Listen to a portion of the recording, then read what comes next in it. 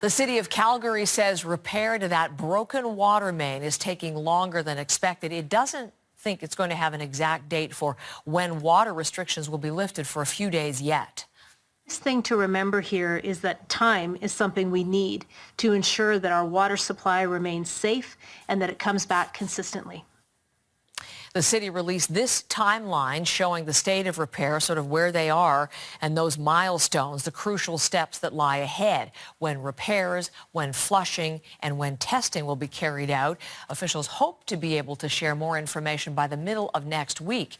The city also released a photo of crews removing the damaged section of the water main. That exposed area they're working on just to allow for additional maintenance. That adds to the repair timeline. The boil water advisory for Ness in the northwest of the city, that was lifted earlier this week, but the other water restrictions remain in place.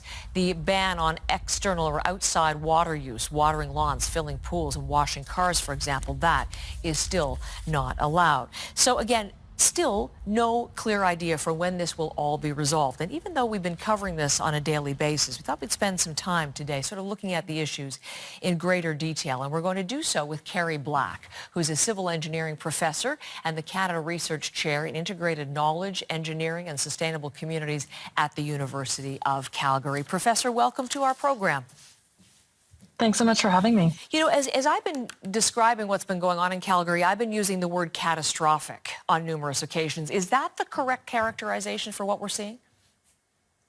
I think that's a pretty good characterization. I think it was this is a really massive event that not a lot of people would have expected, and so catastrophic is a pretty good word to use to describe it. What is the most unexpected aspect of this for you? The fact that it happened on a main feeder line, so those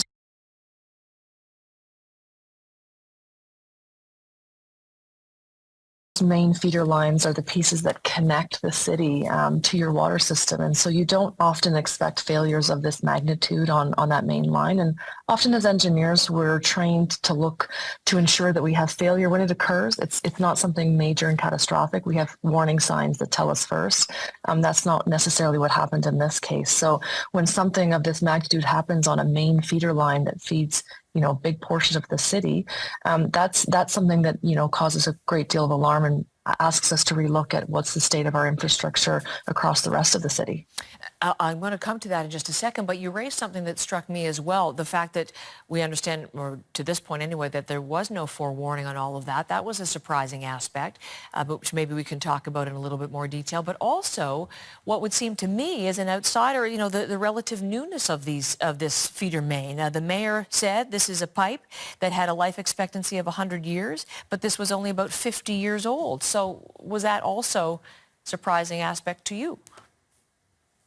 In some ways, yes. But as you can imagine, every city in North America has thousands of kilometers of pipe underground. The city of Calgary has over 16,000 kilometers of pipe.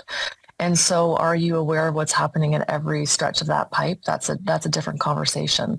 This pipe, yes, had it reached its design capacity? No.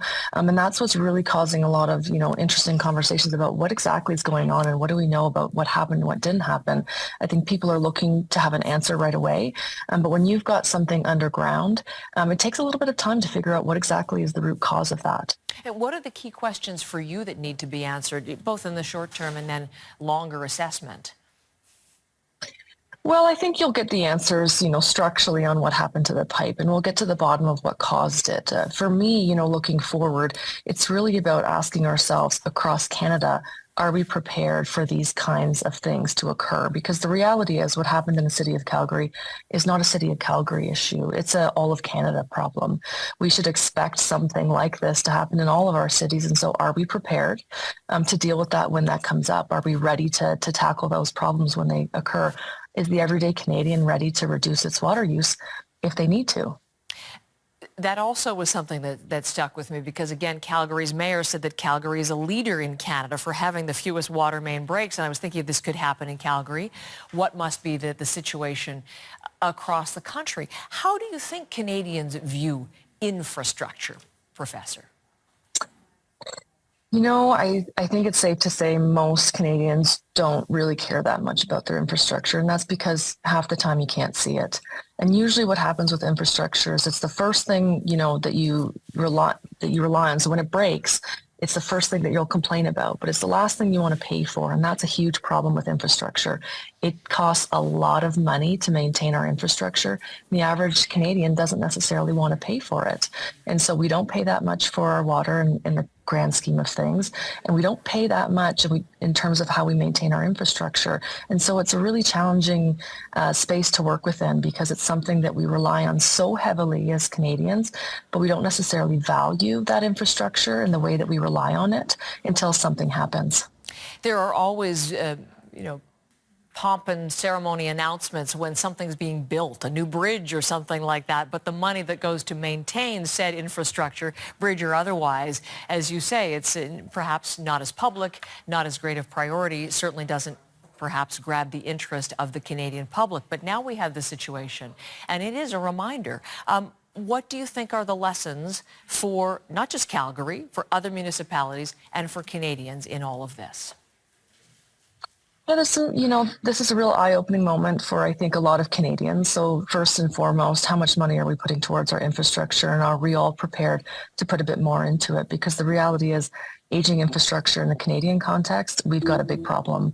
It's a ticking time bomb in a lot of places that we're not prepared to deal with. And so funding for infrastructure is huge. And you can't expect municipalities to take that all on their own. The provincial government, the federal governments have to keep reinvesting more and more dollars into it. That's a big part of it. The second part for me, I think, is this going to be a moment for Canadians to recognize that our relationship with water needs to change? We use it in ways that are quite wasteful at times. And so hopefully this is, going to force people to realize that we can use our water more sustainably, that we don't need to run the tap for minutes at a time to get it to the right temperature, and to recognize how much we rely on that water, because in this exact moment, there's many communities across Canada that don't have access to safe, clean drinking water, many Indigenous communities, First Nations across Canada on boil water advisories. So hopefully this wakes Canadians up. I think the lesson here would be, let's think about how prepared we are for water emergencies, because whether it's a water main break or a drought, we're going to have to face these problems sooner or later. So the hope is that we all learn from it and we don't necessarily return to the status quo. Professor, thank you so very much for the time and perspective today. We're a long way from getting this resolved wholly, so hopefully we can have another conversation, many more questions as we look to this issue and beyond. And I'd appreciate your coming back. So thanks for today. Thank you so much.